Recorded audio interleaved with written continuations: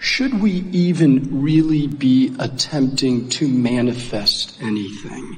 In other words, putting our attention on a desired thing, manifestation. Because the perfect question in response to the perfect answer that we gave you before you asked the question. Here's the way it works. Life has caused you to already launch your rocket of desire. Whether you are consciously speaking about it or not, there is a collection of all that you want that is spinning vibrationally and attracting. And when you become a match to that, then the manifestation must occur. What trips most people up is that in the wanting of something that they don't have, their awareness of not having it is too significant a part of the mix. So when they think of what they want, what they're really focused upon is the absence of it. So it just holds them there, you see. That's why we're trying to convince you to let the manifestation that you're looking for be the one that you can redeem right now, be the one that you can get right now, that you want the manifestation of the feeling. So, in a very direct answer to your question, we would say the manifestation that we would be seeking constantly, if we were standing in your physical shoes, would be the manifestation of a really good feeling emotion, whether it's one of interest, or one of fun, or one of love, or one of appreciation, or one of passion. We'd be looking for that feeling. That would be the goal that we would set. Step one is ask, and the contrast causes you to ask and ask and ask. Step two is source becomes the vibrational equivalent of what you've asked for. Source just doesn't answer, source becomes the answer. And it's right there flowing to you and through you. So then you must become a vibrational match to what you've asked for. That's the whole point. That's what the art of allowing is. That's what we teach all day, every day. Adjust my frequency so that I match the frequency of that which my source is. And in that alignment, then I will find the emotional joy, which is the success that I'm really looking for. Triad of intentions. The most important thing that you're asking for all day, every day is joy. The basis of your life is freedom. You are so free you can choose bondage. But your objective is that of joy. And of course, the result of that is eternal expansion. But if you've got your eye set on the expansion, which is more the goal orientation that most people have, rather than the goal of joy, then things sort of get out of whack. When your intention is joy, because you can control it right here, right now things come into... So we want to just go a little step further with this, because your question is stirring something up that we can give a very specific answer to. So let's say that you are without something that you really want. And you are so aware that you are without something that you really want that it's sort of dominating your thoughts. You're almost obsessed with this awareness that you are not where you want to be. And so you set a goal. A stronger goal, like you need to. Like life hasn't already set the goal and set it and set it and set it and set it. Like you need to write it down again. Like you need to tell somebody, you need to go to a class, you need to put it on a billboard. You don't need to. It's already there in this vortex, and the energy that creates worlds is on it, and all of the cooperative components have already been gathered. In other words, not only have you set the goal, but the larger part of you has already realized the goal, is already vibrationally experiencing the emotional manifestation of the goal. Are you following? So your work then is to bring yourself into vibrational alignment with it. So the more general you are in the beginning, the less you will be resisting it. Because if you get specific about something that you really want, that you specifically don't have, the more you focus on it in specifics, the more you just compound the current vibration and hold yourself there vibrationally apart from what you really want. It's why it gets so frustrating. But if you begin to relax in that, go negative but general negative, begin to diffuse the specifics of it, you'll feel better and better and better and better. Saying things like, well, this sucks. It's general. You're less specific than when you're telling someone all of the detailed reasons why it sucks.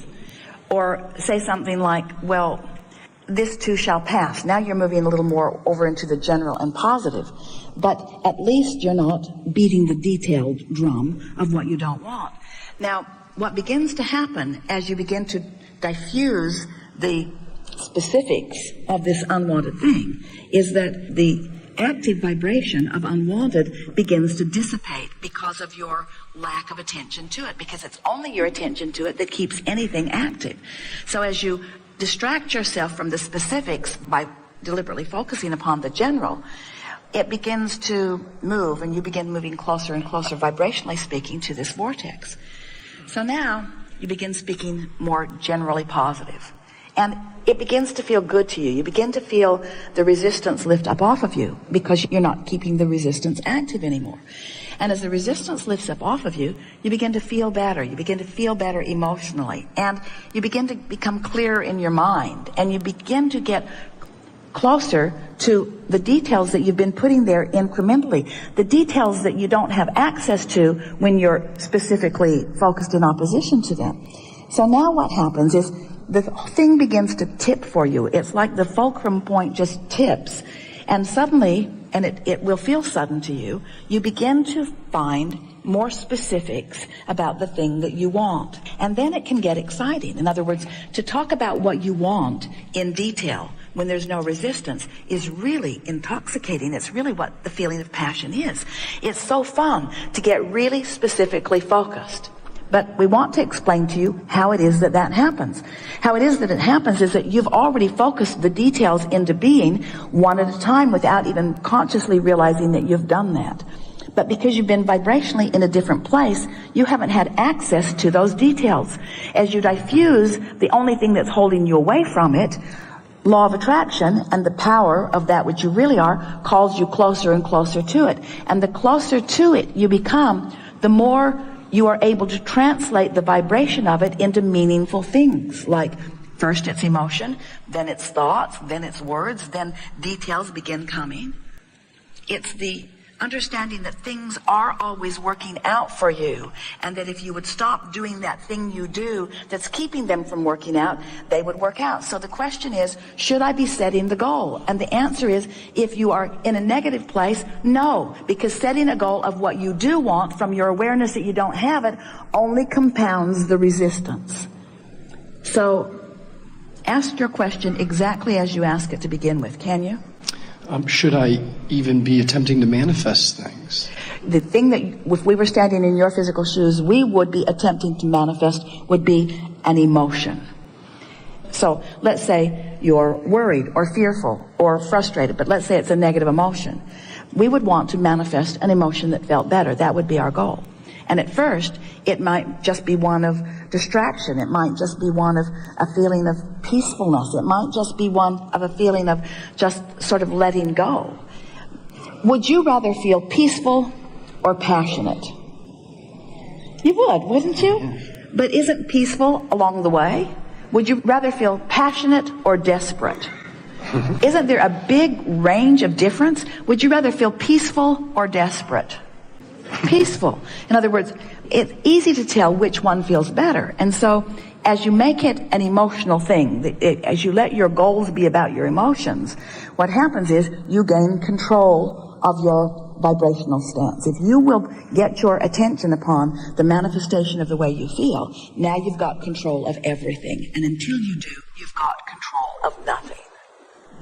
Are we really experiencing what's quote unquote out there? And you're talking about talking about what? You're talking about vibration, and that we're interpreting vibration. I mean, if it's all well, it's interesting that your question's going there, because we wanted to go on to explain that this vortex is a vibration that you're going to translate, and that's the thing that is the most difficult to explain to you who are already translating with your eyes this physical reality that you think is so real. Is it real, or since it's all occurring in consciousness, what is real, really? Real is what is perceived. So it's occurring all in consciousness, all of it. It's not, there's no out there, right? Where is the out there? It's all occurring in my consciousness. But look at it this way. Do you deny that you share a world with many people who agree about many things? In other words, you have huge scientific data that supports the reality of this physical world in which you are living. And whether it's a translation or vibration or not, and it is, It is a reality. The point that we're wanting to make with you is a little different than where you're reaching, and our point is so much more significant. We're going to go there. and it will help you then to understand the point that you're trying to make. We want you to get it that this world is a reality that has been focused into beingness. There is a stability about it, and it's not just this place where you all just show up while we watch from afar. We're in on this with you. This is the leading edge. People are thinking so often of this being the testing ground, while heaven is the real deal. This is the real deal. This is where all that man calls heaven and God is focused. This is the leading edge of creation. This is it. This is the leading edge of creation. And when you create something, source is in on it, you see. Your body is a creation of source. Everything about you is a creation of source. All of this stuff is a creation of source. And of course it is perceptual, but it doesn't make it any less real. So when we say, so you were source energy before you came into this physical body, you go, give us a break, Abraham. How many times do we have to listen through that again? And then we say, here's this vortex of creation, which is a vibrational state of being. And when you pay attention to the way you feel and stop doing that resistant stuff that you do as you're worrying about things, in the absence of that negative vibration, that resistant vibration, the vortex takes you in. And when the vortex takes you in, what happens is you begin then having the revelation that the vortex provides. Revelation. Now, by revelation, we mean revealed. And by revealed, we mean it becomes part of your awareness. It becomes part of your awareness. It becomes part of your reality. So the first revelation that you receive, how's that word feel to you? We're using the word revelation because we're talking about perception and perceiving. We're talking about you translating something into something that means something to you. So the first thing that is revealed to you is an emotional experience. The emotion is the revelation, the manifestation. But if you practice that vibration long enough, so you're hanging around in the vicinity of that good feeling, manifestational emotion, revelation, then the revelation becomes more. It becomes insight. You begin getting thoughts. You begin connecting the dots in your own mind. And then you start forming words, and then you start rendezvousing with other people who have similar understandings and are offering similar words. And then more revelations come, like data starts coming to you through articles, and you rendezvous with television programs. And when you're driving down the freeway, you see something that fits just perfectly with it. And then other manifestations start coming, like people walking into your life and saying things and handing you chunks of money and sending you off on enterprise. In other words, the manifestational experience goes from the emotion all the way into the most magnificent physical stuff that you have around you. But it is all as you perceive it to be. It's your ability to translate it that makes it so. So, what does that mean? That means, look how far consciousness has come, that billions of people on the planet, having experienced the revelation of this planet spinning in its orbit in perfect proximity to other planets. This is big time creation. And we think that what we're doing here in this conversation is beginning to close the gap a little bit that's been out there between spiritualism and materialism for a very long time. Because here you are in these physical bodies as evidence of the way source is, and yet you want to condemn the materialism of your world. You want to be hard on yourselves for wanting the things, when everything that you are experiencing in this physical life experience is a manifestation of that which is source, you see. We've teased for a long time about the substance of this world that you are living in. In other words, this feels and sounds, pretty darn real. In other words, this is real. And to try to say, well, it's just vibration or it's just perception, sort of jerks you into an uncomfortable place. And it should jerk you into an uncomfortable place because you have been translators of vibration long enough that you are translating things into reality. The reason that we're having this sort of animated conversation with you is because we want you to understand that if you can make the emotion the reality that you're reaching for, then all the stuff, all the hardscape, all the software, all the stuff that you want to fill in the details of the life experience that you're reaching for must come to you.